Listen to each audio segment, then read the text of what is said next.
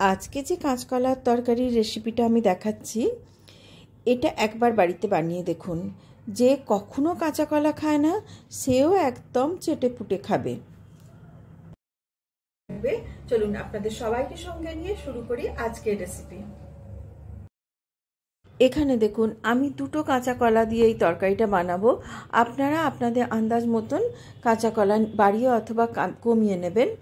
আমি কাঁচা কলাগুলোকে এইভাবে কেটে নিচ্ছি, ঠিক এইরকমভাবে পিস করে কাটবেন, কিংবা অন্য শেপেও কাটতে পারেন, কিন্তু থিকনেসটা যেন একটু এরকম হয়।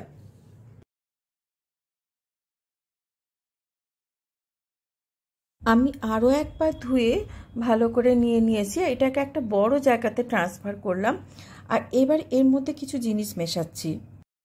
এখানে প্রথমে আমি দিলাম 1 টিস্পুন মতন ওই বেসন, আর 1 টিস্পুন দিচ্ছি চালের আটা বা রাইস ফ্লাওয়ার, আর হাফ টিস্পুন দিচ্ছি লঙ্কার গুঁড়ো, আর 1 টিস্পুন দিলাম এতে ধনের গুঁড়ো, আর 1/3 টিস্পুন দিচ্ছি হলুদ গুঁড়ো, আর প্রয়োজন মতো নুন।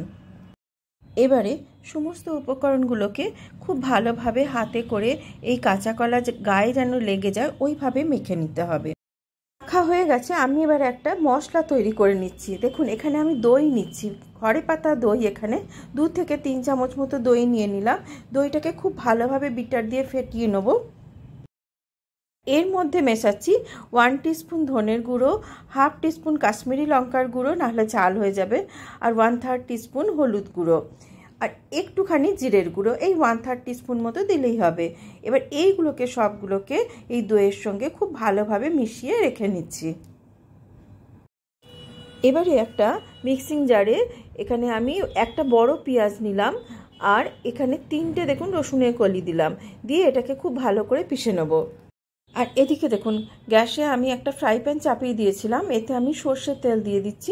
আর ওই যে মাখিয়ে রেখেছিলাম ওই কাঁচকলাগুলোকে, ওগুলোকে আরেকবার মাখিয়ে নিয়ে এই তেলের মধ্যে এপিট ওপিট দুপিটি খুব ভালোভাবে ফ্রাই করে নেব।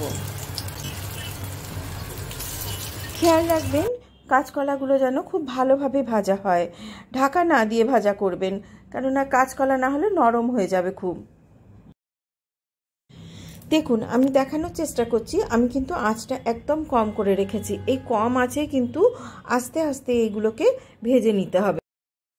কাঁচা কলাগুলো এপিট ওপিট করে খুব ভালোভাবে ভাজা হয়ে গেছে। এবার আমি এটাকে তুলে নিচ্ছি। তুলে নিয়ে আমি অন্য আর একটা কড়াই চাপিয়ে দিচ্ছি, যাতে আমি এর গ্রেভিটা তৈরি করব। দেখুন কড়াই গরম হয়ে গেছে। এবার কড়াইয়ের মধ্যে আমি তেল দিয়ে দিচ্ছি। আমি সর্ষের তেলে রান্নাটা করছি, অল্প তেল দিলাম, খুব বেশি তেলের দরকার নেই, কেননা দই দিয়ে করব। আর এতে দিলাম হাফ টিস্পুন মতন জিরে ফোড়ন, আর ওই যে আমি পেঁয়াজটা বেটে রেখেছিলাম ওই পেঁয়াজটা এর মধ্যে দিয়ে দিলাম। এটা আমি এবার একটুক্ষণ ভেজে নেব, জাস্ট তেল ছাড়বে ওই রকম অবস্থাতে। দেখুন আমি এবার কিন্তু গ্যাসটাকে নিভিয়ে দিচ্ছি। গ্যাস নিভিয়ে দেওয়ার পরে ওই যে দইয়ের মশলা তৈরি করেছিলাম ওই দইয়ের মশলাটা এতে মিশিয়ে দিলাম।